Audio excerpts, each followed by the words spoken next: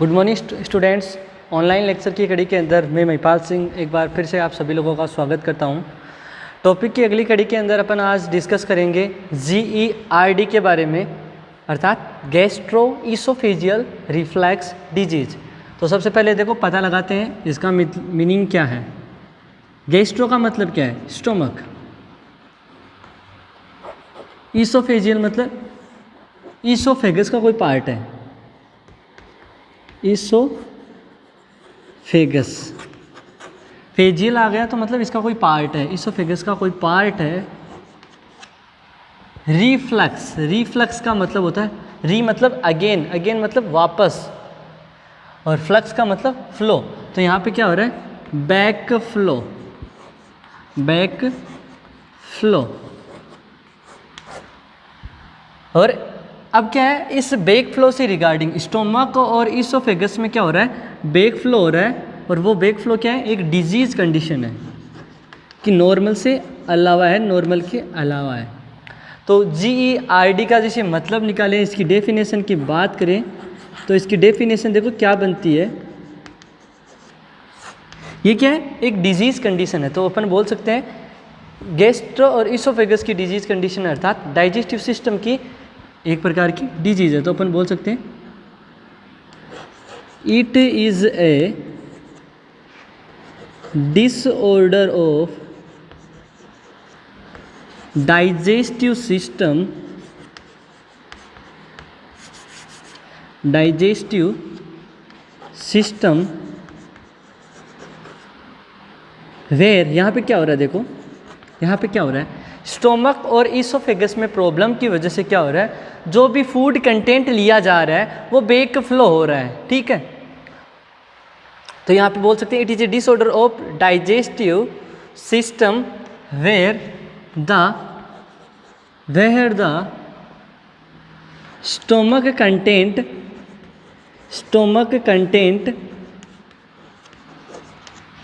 और stomach content में क्या क्या हो सकता है? एसिड हो सकता है, एसिड और बाइल जूस, एसिड और बाइल जूस, बैक फ्लो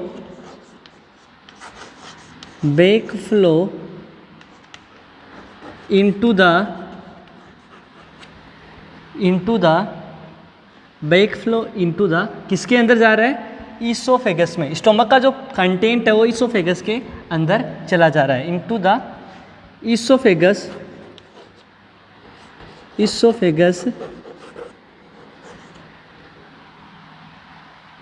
ठीक है, अब देखो क्या हो रहा है, यहाँ पे प्रॉब्लम है स्टोमक और ईसोफेगस से रिगार्डिंग। यहाँ पे समस्या देखो क्या है, ये अपना पाइपलाइन है, इसको बोल सकते हैं ईसोफेगस,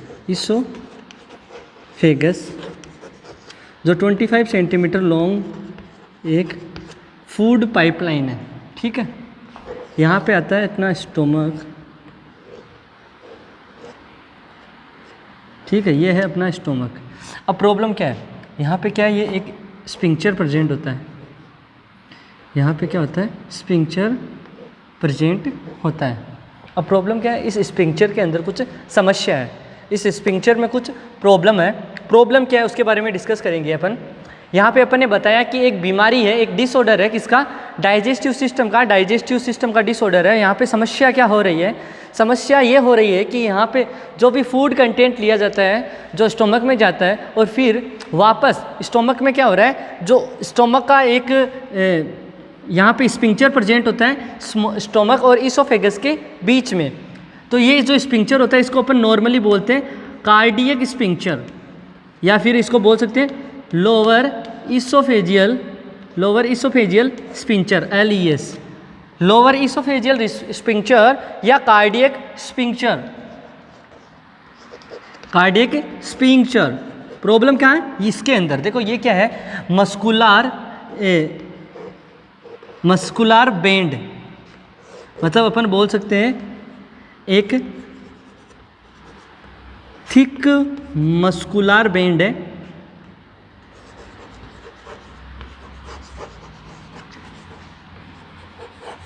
ये जो रिंग शेप का जो मसल्स है, या फिर इसको क्या बोल सकते हैं, ring shape muscle, ring shape muscle. ठीक है, तो ये क्या होता है, देखो यहाँ पे ये जो ये कार्डिक स्पिंक्चर होता है, ये कार्डिक स्पिंक्चर क्या होता है, सर्कुलर मसल्स फाइबर का बना हुआ होता है। तो अपन इसको बोल सकते हैं कि ये सर्कुलर मसल्स फाइबर का या रिंग शेप की जो स्ट्रक्चर है, अर्थात यहाँ पे क्या है, ये कार्डिक स्पिंक्चर की बात कर रहे हैं अपन, तो रिंग शेप का या सर्कुलर मसल फाइबर।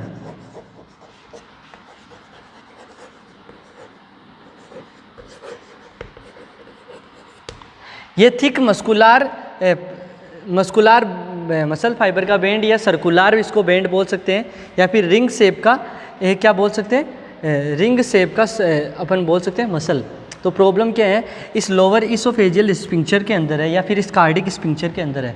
ये कार्डिक स्पिंक्चर बना हुआ होता है किसका, सर्कुलर मसल फाइबर का, सर्कुलर मसल फाइबर का बना हुआ था। तो प्रॉब्लम क्या है, इस सर्कुलर मसल फाइबर के अंदर है, अर्थात इस रिंग शेप की स्ट्रक्चर के अंदर है, अर्थात इस कार्डिक स्पिंक्चर के अंदर है। तो प्रॉब्लम क्या है, ये स्पिंक्चर क्या हो जाएगा, लूज हो जाएगा, लूज हो जाएगा, ये स्पिंक्चर क्या हो जाएगा, लूज हो जाएगा। मतलब ये जो सर्कुलर मसल्स फाइबर का जो बैंड है ये लूज हो जाएगा। अब लूज होने की वजह से क्या होगा, जो भी फूड कंटेंट इसके अंदर जाएगा कुछ वक्त के बाद में, ये वक्त पे क्लोज नहीं होने की वजह से, टाइम पे क्लोज नहीं होने की वजह से, किसका, कार्डिक स्पिंक्चर का या लोअर इसोफेजियल स्पिंक्चर का टाइम पे क्लोज नहीं होने की वजह से जो भी कंटेंट इस स्टोमक के अंदर होगा वो क्या हो जाएगा, बैक फ्लो हो जाएगा, रिगर्गिटेट हो जाएगा। तो रिगर्गिटेट होगा तो ये फूड पाइपलाइन है, ये फूड पाइपलाइन इस एसिड की वजह से या इस बाइल की वजह से इरिटेट होगी, इरिटेट होगी यहाँ पे। तो यहाँ पे पेन होगा, उस पेन को बोलेंगे हर्ट बर्न या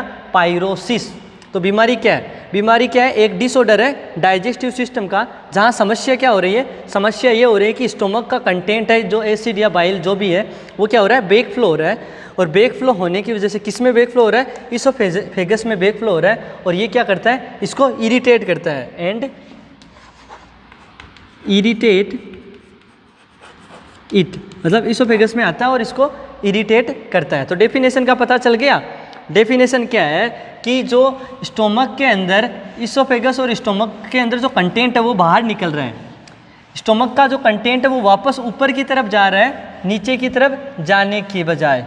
क्यों जा रहा है, क्योंकि इसोफेगस और स्पिंक्चर का जो जंक्शन है उसके बीच में क्या है, एक स्पिंक्चर प्रेजेंट होता है। उस स्पिंक्चर को अपन बोलते हैं कार्डिक स्पिंक्चर। प्रॉब्लम कहाँ होती है, उस कार्डिक स्पिंक्चर में जो कि इसोफेगस और स्टोमक को जोड़ने का काम करता है। ये कार्डिक स्पिंक्चर बना होता है सर्कुलर मसल्स फाइबर्स के बैंड का। तो इस सर्कुलर मसल्स फाइबर्स के बैंड में प्रॉब्लम होती है, ये क्या हो जाती है, लूज हो जाती है। लूज होने की वजह से, लूज होने की वजह से क्या होता है, फूड कंटेंट क्या होता है, रिगर्गिटेट होता है। तो अपन बोल सकते हैं रिकरेंट फूड जो कंटेंट होता है वो क्या होता है, रिगर्जिटेट।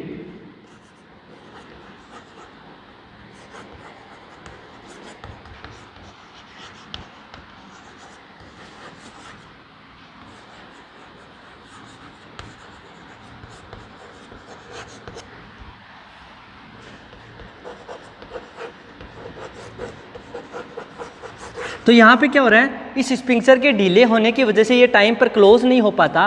क्लोज नहीं हो पाने के वजह से क्या होता है, जो भी कंटेंट स्टोमक के अंदर आता है, स्टोमक के अंदर आने के बाद में वो फूड कंटेंट वापस प्रेशर की वजह से, पेरिस्टाल्टिक मूवमेंट की वजह से ऊपर की तरफ चला जाता है। और ऊपर की तरफ वैसे नॉर्मल नहीं जाता क्योंकि स्पिंक्चर क्लोज हो जाता है, इसलिए इसको स्पिंक्चर क्या करता है, प्रिवेंट करता है अपवर्ड फ्लो को या बैक फ्लो को, फूड कंटेंट के बैक फ्लो को प्रिवेंट करता है। लेकिन प्रॉब्लम उस प्रिवेंट करने वाले जगह पे है, मतलब उस स्पिंक्चर के अंदर है। तो स्पिंक्चर टाइम पे क्लोज नहीं होगा तो फूड कंटेंट रिगर्गिटेट होगा, मतलब बैक फ्लो होगा फूड कंटेंट का, किसके अंदर जाएगा, वो इसोफेगस में जाएगा। तो इसोफेगस में जाने की वजह से क्या होगा, यहाँ पे आपको देखने को मिलेगा क्या, पायरोसिस, पायरोसिस जिसको अपन बोलते हैं हर्ट बर्न, जो इसका क्लासिकल साइन है, हर्ट बर्न जो इसका क्या है, क्लासिकल साइन है कि GERD जिस पेशेंट के अंदर है उसके अंदर ये हर्ट बर्न आपको देखने को मिलेगा। इसके अलावा फूड कंटेंट बाहर की तरफ जा रहा है, बैक फ्लो हो रहा है, तो अपन ने बोल दिया रिगर्जिटेशन होगा। इसके अलावा क्या प्रॉब्लम हो सकती है, यहाँ पे क्या होगा, डिस्फेजिया। डिस्फेजिया, डिस्फेजिया किस वजह से हो रहा है? डिस्फेजिया फूड कंटेंट इस पाइपलाइन में जाता है, पाइपलाइन को इसको इरिटेशन करता है, यहाँ पे हर्ट बर्न करता है। तो यहाँ पे क्या होता है, जब आपने को प्रॉब्लम होती है किसी चीज़ में तो उस वजह से क्या होता है, यहाँ पे इरिटेशन होता है और पेन होता है। पेन होता है, इरिटेशन भी होता है, पेन भी होता है, दोनों कंडीशंस की वजह से निगलने में प्रॉब्लम होती है, स्वालोविंग में प्रॉब्लम होती है। तो डिस्पेजिया आपको देखने को मिलता है, पेन आपको देखने को मिलता है, पायरोसिस आपको देखने को मिलता है, रिकरेंट रिगर्गिटेशन आपको देखने को मिलता है। इसके अलावा आपको क्या देखने को मिलेगा? डिस्पेजिया का पता चल गया ना, डिफिकल्टी इन स्वालोविंग। क्यों? क्योंकि फूड कंटेंट इरिटेट कर रहा है, इसोफेगस की लाइन को इरिटेट करने की वजह से क्या होता है कि वहाँ पे पेन होता है, वहाँ पे इरिटेशन की वजह से पेन होता है, पेन की वजह से निगलने में समस्या हो रही है, जलन हो रही है, वहाँ पे हर्ट बर्न हो रहा है, इस वजह से डिस्पेजिया होता है। इसके अलावा क्या होता है, बार बार ये जो कंडीशन कैसे होगी? If more than twice a week, if more than twice a week,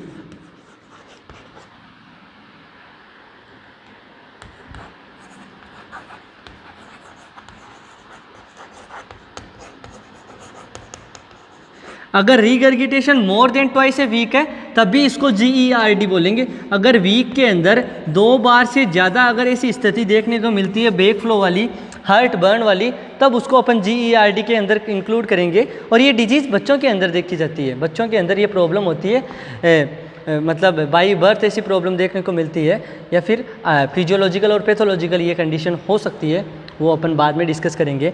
तो यहाँ पे पेन हो रहा है, डिस्पेजिया हो रहा है, हिमेटिमेसिस होगा। इसके अलावा क्या होगा?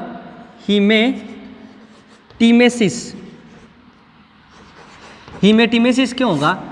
जो वॉमिट करेगा, वॉमिट के अंदर क्या होगा? ब्लड आएगा। ब्लड क्यों आएगा? उसका कारण मैं ये बताता हूँ कि ब्लड इसलिए आता है क्योंकि यहाँ पे पाइपलाइन इरिटेट होगी, पाइपलाइन की वजह से जो एपिथेलियल जो लाइनिंग है, जो एंडोथेलियल लाइनिंग है, ये लाइनिंग क्या होगी? इरोजन होगा। इस लाइन का क्या होगा?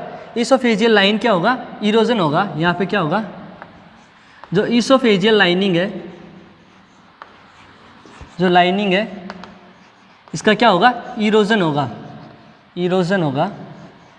इरोजन की वजह से क्या होगा? वहाँ पे ब्लीडिंग शुरू हो जाएगी, और ब्लीडिंग जब आप वॉमिट करोगे तो आपको हिमेटिमेसिस मतलब ब्लड देखने को, ब्लड टिंग्ड वोमिटिंग होगी, मतलब कि वोमिटिंग के अंदर ब्लड देखने को मिलेगा। तो हिमेटिमेसिस भी आपको देखने को मिलेगा। इसके अलावा कई बार क्या होता है, बच्चों के अंदर ये बीमारी होती है, तो कई बार क्या होता है, बच्चा उस कंटेंट को, जो फूड कंटेंट इसोफेगस के अंदर आया, इसोफेगस के बाद में और ऊपर आता है, तो ये जा सकता है रेस्पिरेटरी ट्रैक्ट के अंदर, और यहाँ पे रेस्पिरेटरी ट्रैक्ट में जो फूड कंटेंट चला जाता है बैक फ्लो के बाद में इसोफेगस को क्रॉस करके, food content wind pipeline trachea के थ्रू अंदर चला जाता है, तो यहाँ पे क्या हो सकता है? एस्पिरेशन निमोनिया हो सकता है। एस्पिरेशन निमोनिया भी देखने को मिल सकता है। ये कॉम्प्लिकेशन है। ये एस्पिरेशन निमोनिया क्या है? इस GERD का कॉम्प्लिकेशन है कि फर्दर आगे जाके आपको देखने को मिल सकता है एस्पिरेशन निमोनिया, क्योंकि बार बार जो रिगर्गिटेशन हो सकता है, हो रहा है, उस वजह से कहीं हो सकता है कि फूड कंटेंट विंड पाइपलाइन है, जो अपना रेस्पिरेटरी ट्रैक्ट है, उसके अंदर चला जाए, जिसकी वजह से आपको देखने को मिल सकता है एस्पिरेशन निमोनिया। और वहाँ पे आपको देखने को मिलता है dyspnoea. Pneumonia, dyspnoea, difficulty in breathing, dyspnoea, pneumonia आपको देखने को मिलेगा। इसके साथ सांस लेने में प्रॉब्लम है, न्यूमोनिया, तो चेस्ट पेन भी देखने को मिलेगा। पल्मोनरी सिम्टम्स होता है chest pain, dyspnoea, pulmonary congestion, aspiration pneumonia, तो चेस्ट पेन भी आपको देखने को मिलेगा, क्योंकि एस्पिरेशन किया, सांस लेने में तकलीफ हुई, ज़्यादा प्रेशर लगा, और चेस्ट पेन भी आपको देखने को मिलेगा। तो ये तो साइन सिम्टम्स आ गए डिजीज़ के, कि क्या क्या साइन सिम्टम्स सब इस प्रॉब्लम की वजह से देखे जाते हैं। डायरेक्ट अपन ने पढ़ा कि ये बीमारी हुई, बीमारी होने से आगे क्या क्या देखने को मिलता है। तो ये सब चीज़ें जो रिकरेंट रिगर्गिटेशन है, इसके अलावा पायरोसिस, हर्ट बर्न है, डिस्फेजिया है, पेन है, चेस्ट पेन है, हिमेटिमेसिस है, एस्पायरेशन न्यूमोनिया है, न्यूमोनिया की वजह से डिस्निया और चेस्ट पेन आपको देखने को मिलता है। तो ये सारे सिम्टम्स आपको देखने को मिलेंगे। इसके अलावा ये जो इसोफेजियल इरिटेशन होएगा, इसोफेजियल इरिटेशन होएगा, इसी के अंदर इसोफेजियल जो लाइनिंग है इसका क्या हो गया, इरोजन हो गया। इरोजन की वजह से अपन ने क्या, किस वजह से हुआ इरोजन, कि यहाँ पे क्या था, इसोफेजियल इरिटेशन, इसोफेजियल इरिटेशन, कि यहाँ पे इसोफेगस का इरिटेशन हुआ। इरिटेशन की वजह से क्या हुआ, वो लाइन फूड कंटेंट इरिटेट किया, लाइन इरोजन हुआ। इरोजन होने की वजह से क्या हो गया, इसोफेजियल स्कार टिश्यू का फॉर्मेशन हो सकता है। इसोफेजियल स्कार टिश्यू का फॉर्मेशन हो सकता है।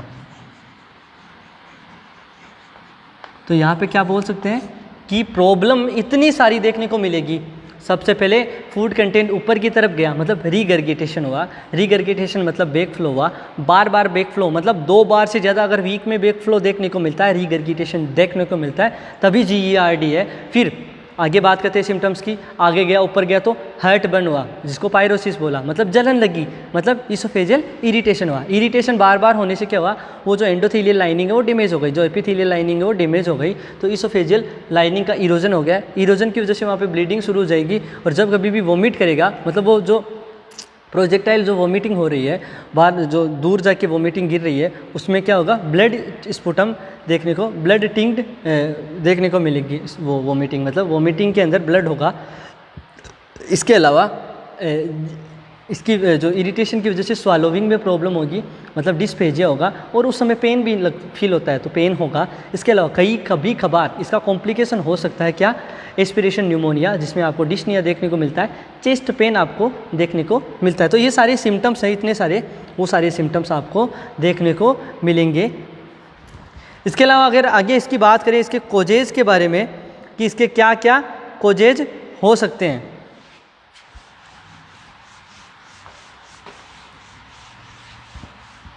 इस GERD का और क्या साइन सिम्टम्स तो हो गया, अब बात करते हैं कोजेज की।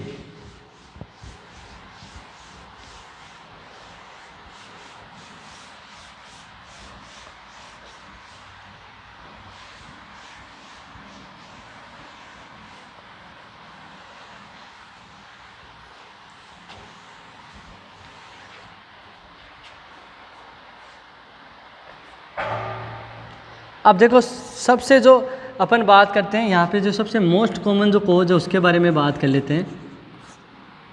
तो मोस्ट कॉमन जो कोज होगा इसका, मोस्ट कॉमन साइन सिम्टम्स या क्लासिकल साइन तो हर्ट बर्न है। इसके अलावा रिकरेंट रीगर्गिटेशन होगा। और मोस्ट कॉमन कोज हो सकता है न्यूरोलॉजिकल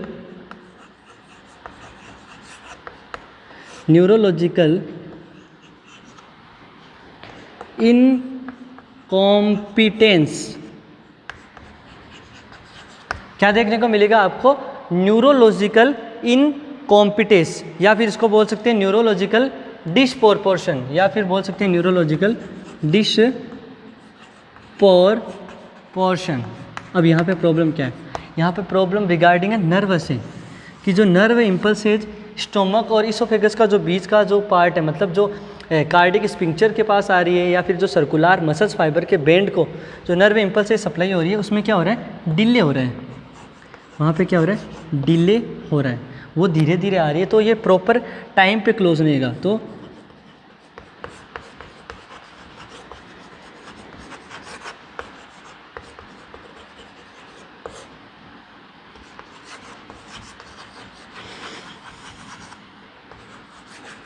तो स्पिंक्चर होगा, वो टाइम पे क्लोज नहीं होगा, प्रॉपरली वो क्लोज नहीं होगा, इम्पल्सेज डिले आ रही है। यहाँ पे 2 प्रकार से न्यूरोलॉजिकल डिस्प्रोपोर्शन हो सकता है।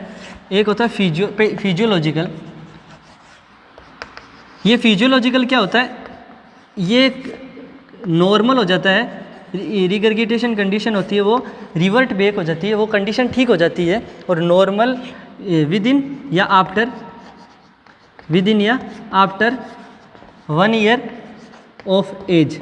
तो बेबी की एज जब 1 साल से ऊपर हो जाती है, उसके बाद में जो पैथोलॉजिकल कंडीशन होती है न्यूरोलॉजिकल इम्पेयरमेंट वाली, वो 1 साल बाद में सही हो जाती है। और फिजियोलॉजिकल में क्या होता है, फिजियोलॉजिकल तो ये है सॉरी, और पैथोलॉजिकल में क्या होता है, पैथोलॉजिकल अगर कंडीशन न्यूरोलॉजिकल इनकॉम्पिटेशन या डिसप्रपोर्शन मतलब नर्व इम्पल्सेस डिले हो रही है, वो फिजियोलॉजिकल है तो 1 साल में सही हो जाएगा, अगर पैथोलॉजिकल है तो वहाँ पे क्या है, प्रॉब्लम किस में है, स्पिंक्चर के अंदर है।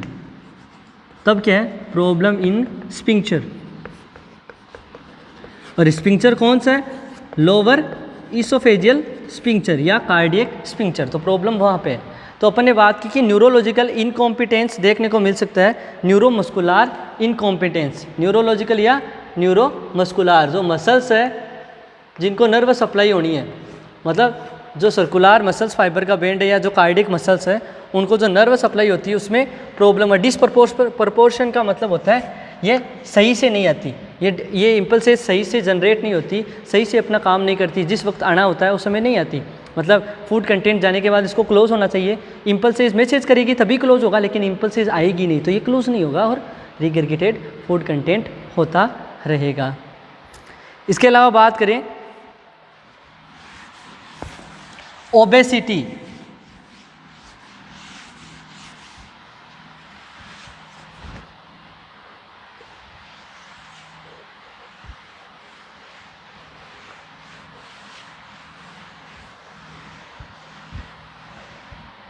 तो ओबेसिटी क्या होती है, ओबेसिटी भी खोज कर सकती है, ओबेसिटी। अब ओबेसिटी क्यों खोज करती है, जो व्यक्ति ओबेस है उसके अंदर क्या है, जाहिर सी बात है फेट ज़्यादा है, फेट ज़्यादा है, उसमें मोर फेट है। और ये फेट क्या करती है, ये फेट क्या करती है, जो इसोफेगस की जो स्पिंक्चर टोन होती है, ये स्पेलिंग दोनों अलग अलग नहीं है, अलग अलग लिख सकते हैं, चीज़ एक ही है। इसोफेजियल जो स्पिंक्चर टोन है,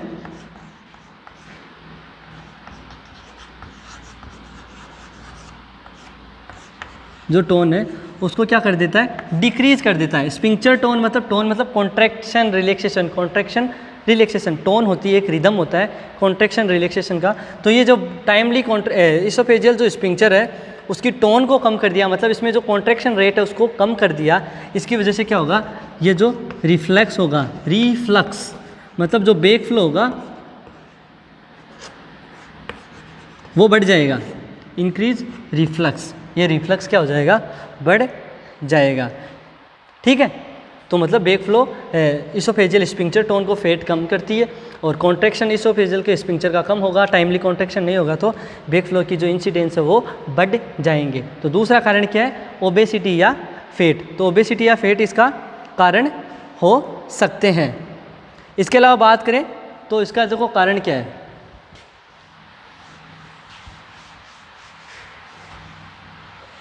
इसका एक और कारण हो सकता है एसाइटिस, एसाइटिस तीसरा कारण हो सकता है एसाइटिस। एसाइटिस का मतलब होता है एक्यूमुलेशन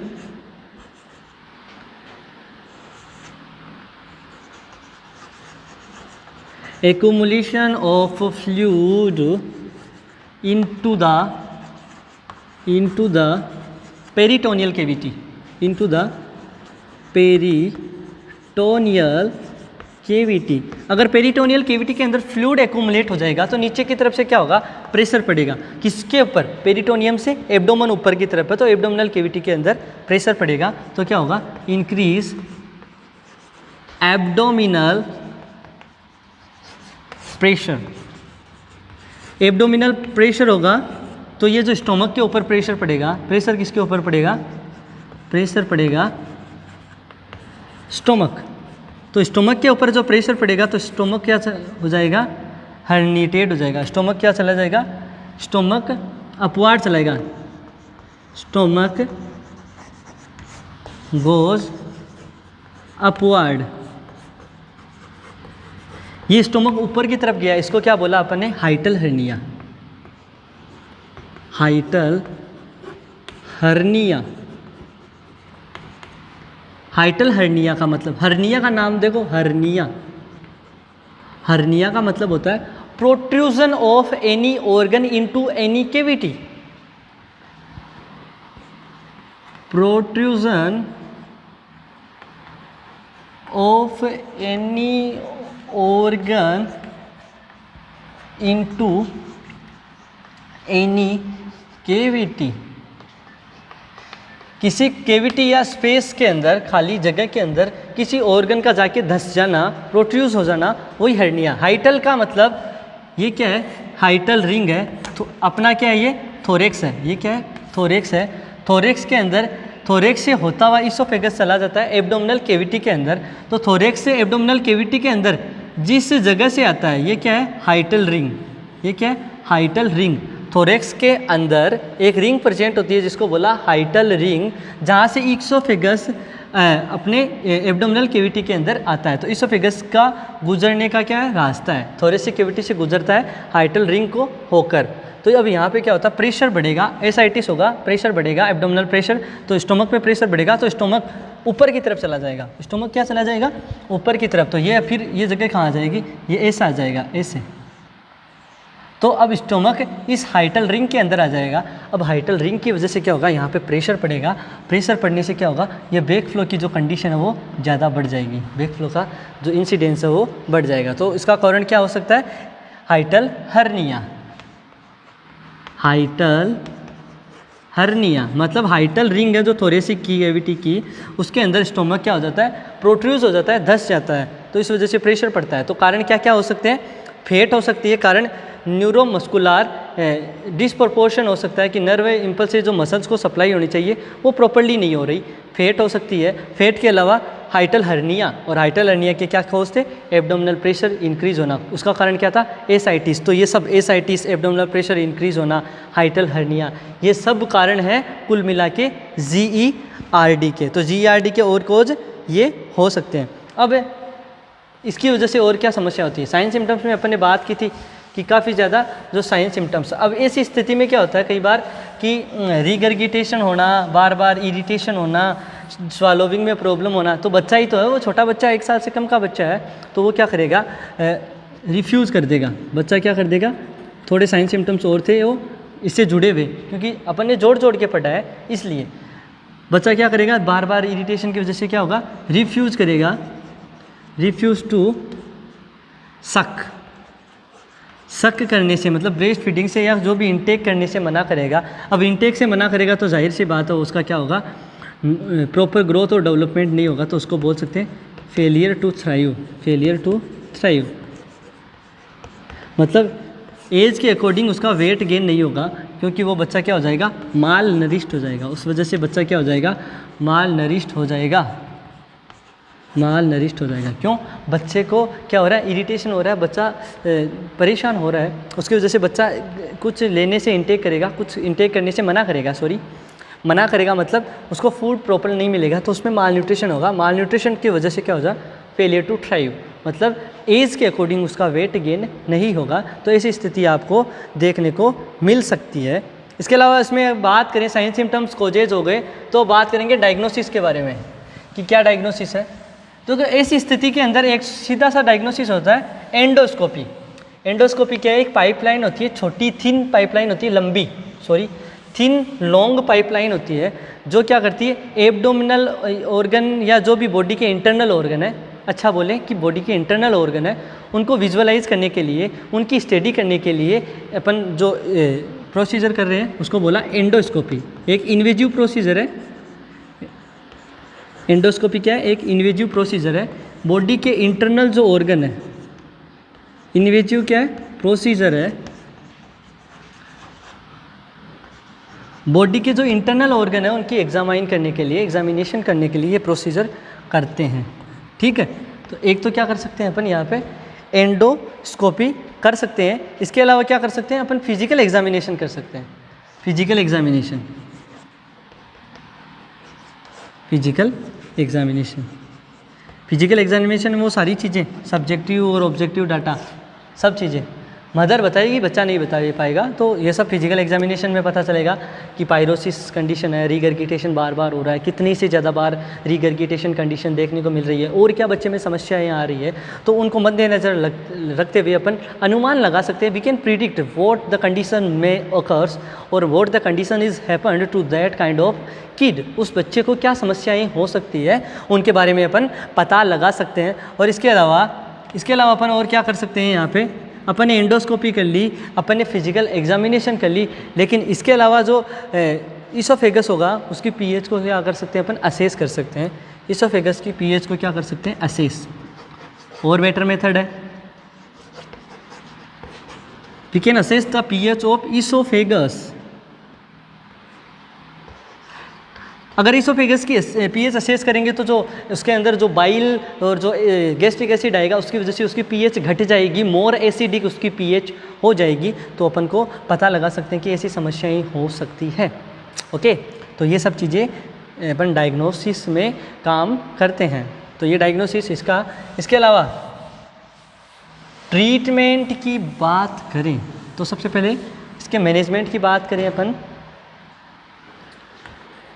मैनेजमेंट की जब बात होती है तो मैनेजमेंट में सबसे पहले तो है उस बच्चे को जो फूड कंटेंट देना है। पहली बात तो जो फूड कंटेंट देना है वो देना है बिफोर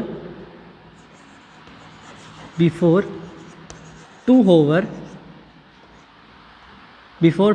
टू द स्लीप। सोने से 2 घंटे पहले अपन उसको क्या करा देंगे, फीड करा देंगे। और फीड किससे कराएंगे, फीड कराएंगे बोतल से फीडिंग कराएंगे बच्चे को बोतल से फीडिंग कराएंगे। और बच्चे को क्या करते रहेंगे, बर्पिंग करते रहेंगे, उसकी पीठ को थपथपाते रहेंगे, पीठ को बर्पिंग करते रहेंगे, थपथपाते रहेंगे ड्यूरिंग और आफ्टर फीडिंग, फीडिंग के दौरान और फीडिंग के बाद में अपन बच्चे की फीड को थपथपाते रहेंगे ताकि एस्पिरेशन ना हो, टू रिड्यूस एस्पिरेशन। जो फूड कंटेंट एस्पायर हो रहा है, रिगर्गिटेट हो रहा है, उससे प्रिवेंट करने के लिए ऐसा करते हैं। ठीक है, 2 स्थितियाँ तो ऐसी है कि यहाँ पे अपन ये कर सकते हैं। इसके अलावा अपन बात करें बच्चे को खाना खाने के बाद, अपन को क्या करना है, बच्चे को खाना खाने के बाद में अवॉइड करना है कुछ भी एक्टिविटी करने से। अवॉइड टू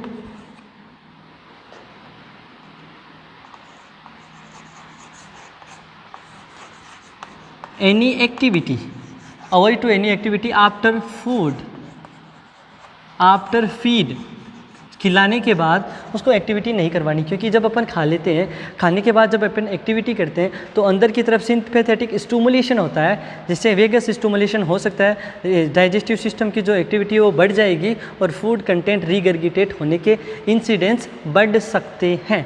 क्या हुआ, एक्टिविटी की तो स्टिमुलेशन हुआ, सिंपैथेटिक स्टिमुलेशन, मतलब जो गैस्ट्रिक स्टोमक या जो भी जीआई सिस्टम है वो फास्ट अप हो जाएगा उस समय एक्टिविटी की वजह से, सिंपैथेटिक स्टिमुलेशन की वजह से। एक्टिविटी कराएगी सिंपैथेटिक स्टिमुलेशन, और sympathetic stimulation activity GI system की उसको फास्ट कर देगा और ज़्यादा चांस बढ़ जाएंगे रिगर्गिटेशन होने के। तो ये सब चीज़ें नॉर्मल मैनेजमेंट होता है। इसके अलावा उसको पोजीशन, सबसे पहले जो 1 साल से ज़्यादा का जो बच्चा है, जो बच्चा मोर देन 1 ईयर एज है, उसको देंगे लेफ्ट लेटरल। जो पोजीशन अपन किस में दे रहे थे, पाइलोरिक स्टेनोसिस के अंदर जो कंडीशन दे रहे थे पोजीशन, वही पोजीशन यहाँ पे देंगे। ठीक है, लेफ्ट लेटरल या साइड लाइन पोजीशन। 1 साल से बड़े बच्चे को, 1 साल से छोटे बच्चे को, एज लेस देन जिसकी क्या है 1 ईयर है, 1 ईयर से लेस है, तो उसको 2 पोजीशन देते हैं। एक तो देते हैं सुपाइन, एक देते हैं प्रोन। 2 पोजीशन अपन दे सकते हैं। सुपाइन पोजीशन अब कब देंगे, जब बच्चा सो रहा होता है तब, और प्रोन पोजीशन जब बच्चा अवेक हो तो। ठीक है, प्रोन पोजीशन और दोनों पोजीशन क्या देते हैं, ये दोनों पोजीशन वैसे कर रही क्या है, ये दोनों पोजीशंस क्या करें, रीगर्गिटेशन को प्रिवेंट करने के लिए। देखो नॉर्मल जो प्रोन पोजीशन दे रहे हैं अपन, वो रीगर्गिटेशन को प्रिवेंट करने के लिए दे रहे हैं कि रीगर्गिटेशन ना हो। लेकिन अगर बच्चा सो रहा है तब अपन प्रोन पोजीशन देते हैं, मतलब मुंह नीचे की तरफ, और नहीं, चेस्ट के बल पे क्या होता है, बच्चा सोता है, अपनी छाती के बल पे बच्चा, सीने के बल बच्चा सोता है, तो वहाँ पे क्या होता है, थोड़ी साइड लाइन होती है, उसकी फेस थोड़ा साइड लाइन होता है, और वहाँ पे क्या होता है, जो रेस्पायरेटरी जो एयरवे के ब्लॉक होने के चांस रहते हैं, थोड़े से एयरवे थोड़ा सा क्लोज होने के चांस रहते हैं। इस वजह से अगर बच्चा जब सो रहा होता है तब प्रोन पोजीशन दे दें तो बच्चे में क्या हो सकता है, सडन इन्फेंट डेथ सिंड्रोम, बच्चा की डेथ हो सकती है और अपन को पता ही नहीं चलेगा। बच्चे का रेस्पिरेशन का जो एयरवे है वो थोड़ा सा ब्लॉक हो जाएगा, थोड़ा सा कॉन्स्ट्रिक्ट हो जाएगा, रेस्पिरेशन धीरे होगी और लास्ट में जाके बच्चे की अचानक डेथ हो सकती है और अपन को पता ही नहीं चले। तो प्रोन पोजीशन सिर्फ बच्चा जब अवेक होगा तभी देंगे, सो रहा होता है तब नहीं देते। और प्रोन पोजीशन देने का मकसद था रिगर्गिटेशन को प्रिवेंट करना, लेकिन प्रोन पोजीशन जब सो रहा है तब दे दी तो बच्चे की डेथ हो सकती है, सडन इन्फेंट डेथ सिंड्रोम हो सकता है। और सुपाइन पोजीशन जब बच्चा सो रहा होता है तब देते हैं ताकि SIDS के सिम्टम्स ना हो, SIDS ना हो मतलब सडन इन्फेंट डेथ सिंड्रोम से प्रिवेंट करने के लिए सोते वक्त अपन प्रोन की जगह सुपाइन देंगे। पोजीशन तो सिर्फ थी प्रोन कि प्रोन रिगर्गिटेशन को प्रिवेंट करती है। अब बच्चे को सो रहे हैं तब प्रोन नहीं देते, वो इसलिए नहीं देते क्योंकि बच्चे की अचानक डेथ हो सकती है एयरवे के ब्लॉक होने की वजह से, थोड़ा कॉन्स्ट्रिक्ट होने की वजह से। तो इसकी जगह सब्स्टिट्यूट क्या होगा, जब सो रहा है तो सुपाइन दे दो, बेटर रहेगा। ओके, तो ये चीज़ें अपन को ध्यान में रखनी है। ये तो नॉर्मल मैनेजमेंट था। इसके अलावा सर्जिकल मैनेजमेंट की बात करते हैं। सर्जिकल मैनेजमेंट होता है laparoscopic anti reflux surgery. Laparoscopic anti reflux surgery करेंगे। सर्जरी के अंदर करेंगे अपन लेप्रोस्कोपिक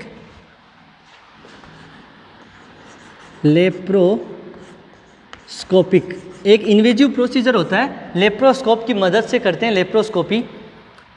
लेप्रोस्कोपी एब्डोमिनल ऑर्गन की एग्जामिनेशन के लिए करते हैं। लोअर जो एब्डोमिनल ऑर्गन है उनकी एग्जामिनेशन के लिए लेप्रोस्कोपी करते हैं। और लेप्रोस्कोप का जो इंस्ट्रूमेंट होता है उसका नाम होता है लेप्रोस्कोप। तो लेप्रोस्कोप का मदद लेते हैं लेप्रोस्कोपी में। लेप्रोस्कोपिक एंटी रिफ्लक्स मतलब रिफ्लक्स ना हो, इसके अगेंस्ट में काम करें, ऐसी सर्जरी करेंगे जिससे ये रिफ्लक्स ना हो।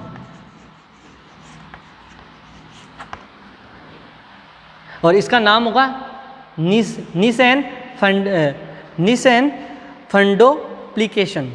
फंडोप्लिकेशन। तो इस जो प्रोसीजर होगा, ये जो सर्जरी होगी, इस सर्जरी का नाम क्या है, लेप्रोस्कोपिक एंटी रिफ्लेक्स सर्जरी। कौन सी है, निसेन फंडोप्लिकेशन।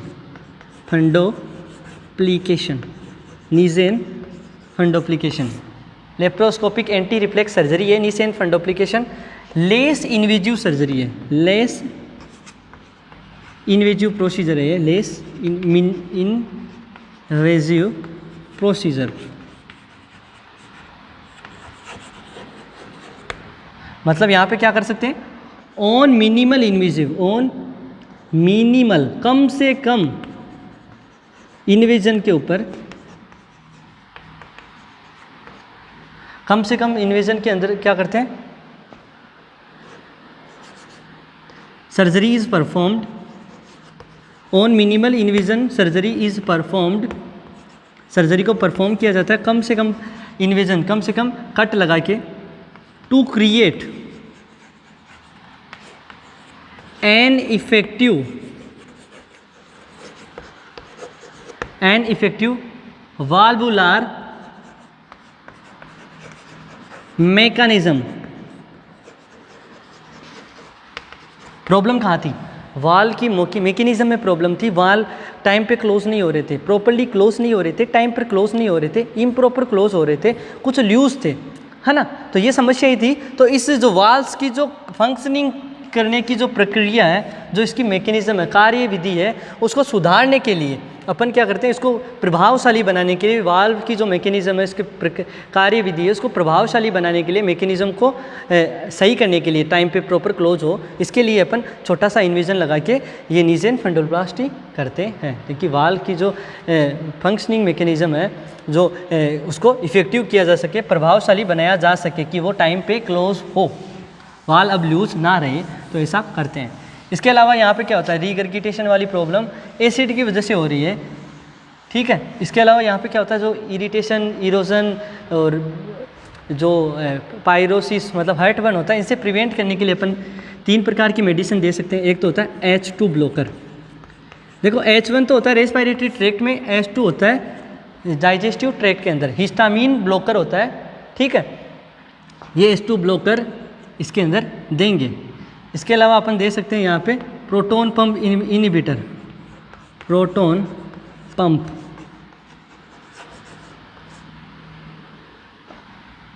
इनहिबिटर। इसके अलावा अपन देख सकते हैं prokinetic drug, prokinetic drugs.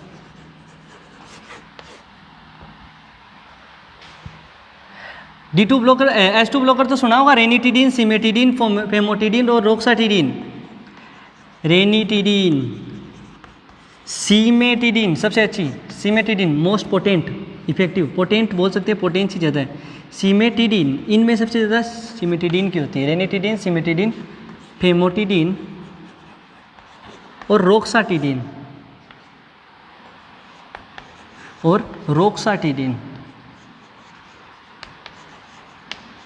Cimetidine 4 गुना ज़्यादा इफेक्टिव होती है देन रेमेटिडीन। तो ये क्या है, H2 ब्लॉकर है, ये दे सकते हैं ताकि रिगर्गिटेशन हो तो भी क्या हो, वो जो इरोजन है, जो पायरोसिस है, चेस्ट जो पेन है वो ना हो। ठीक है, ये चीज़ों के लिए एसिड का जो न्यूट्रलाइज करने के लिए ऐसा देते हैं। Proton pump inhibitor, sodium potassium ATPase enzyme को इनहिबिट कर देती है। हाइड्रोजन, सोडियम हाइड्रोजन एटीपेज बोल सकते हैं, उस पंप को इनहिबिट कर देती है। सोडियम हाइड्रोजन पंप को इनहिबिट कर देती है और एसिड को न्यूट्रलाइज कर देती है। इसके अंदर कौन कौन सी आती है, ओमिप्राजोल, पेंटाप्राजोल,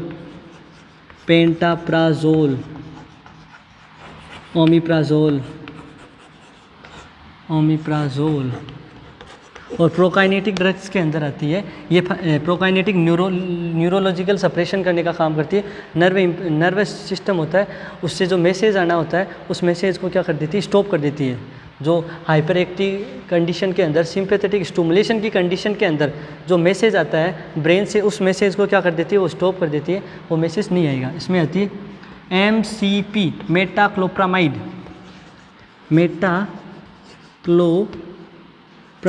क्लोप्रामाइड MCP। ये नर्व इम्पल्सेस जो आनी चाहिए सिंपैथेटिक स्टिमुलेशन के वक्त, उनको ब्लॉक कर देती है। इसके अलावा अपन यहाँ पे एक ड्रग और दे सकते हैं और उसका नाम है बेथनेकोल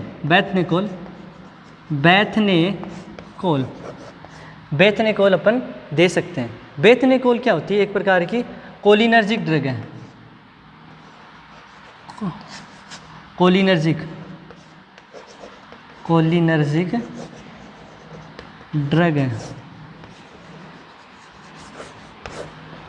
देखो, 2 प्रकार की ड्रग होती है, एक होती है कोलिनर्जिक, एक होती है एड्रीनर्जिक। एड्रीनर्जिक ड्रग एक्शन करती है सिंपैथेटिक नर्वस सिस्टम पर। एड्रीनर्जिक नर्वस सिस्टम को कमांड देने का काम करती है एड्रीनर्जिक ड्रग, जबकि कोलिनर्जिक ड्रग होती है वो पैरासिम्पैथेटिक, जो पैरासिम्पैथेटिक नर्वस सिस्टम होता है, पैरासिम्पैथेटिक नर्वस सिस्टम को क्या करती है, कमांड देती है, या फिर पैरासिम्पैथेटिक नर्वस सिस्टम को क्या करती है, स्टिमुलेट करती है। और जब ये कोलिनर्जिक ड्रग जब पैरासिम्पैथेटिक नर्वस सिस्टम को स्टिमुलेट करती है, लाइक एज बेथनेकोल क्या है, कोलिनर्जिक ड्रग है, इसने पैरासिम्पैथेटिक नर्वस सिस्टम को स्टिमुलेट किया, तो पैरासिम्पैथेटिक क्या करता है, पूरी बॉडी को तो क्या कर देता है, यहाँ पे क्या करता है, ये बेथनेकोल ये क्या करता है, पूरी बॉडी को तो क्या कर देता है, स्लो कर देता है, पूरी बॉडी को तो क्या कर देता है, स्लो कर देता है। और जीआई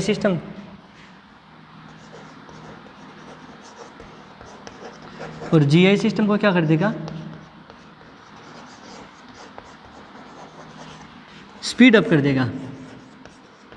जीआई सिस्टम को क्या कर देगा, स्पीड अप कर देगा। समझे, मतलब इसने क्या किया, पैरासिम्पैथेटिक एक्शन किया, तो इसने क्या किया, वूल बॉडी को तो कर दिया स्लो, और जीआई सिस्टम को क्या कर दिया, जीआई सिस्टम को कर दिया फास्ट अप। वूल बॉडी को कर दिया स्लो और जीआई सिस्टम को कर दिया फास्ट अप।